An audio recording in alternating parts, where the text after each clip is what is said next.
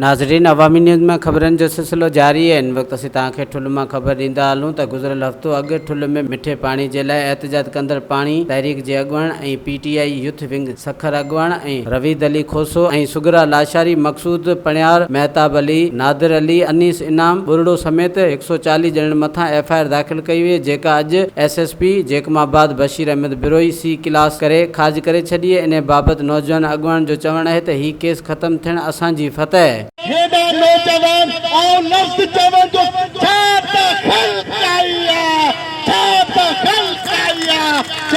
ख़ल्क़ आई आहे असांजी ही सोशल मीडिया जी जेका जदोजहद कई, असां स्ट्रगल कई, 10 ॾींहं लगातार मिठू आयाम कयूं, सोशल मीडिया ते हुयासीं, नौजवाननि ते उतारियोसीं। अॼु नौजवाननि साबित करे ॾेखारियो टुल जो नौजवान कंहिंजो ग़ुलाम न आहे, टुल जो नौजवान आज़ाद आहे, टुल जो शौक़ आज़ाद आहे। ही टुल जो शौक़ जदीदी सोच खे शिकस्त ॾींदो।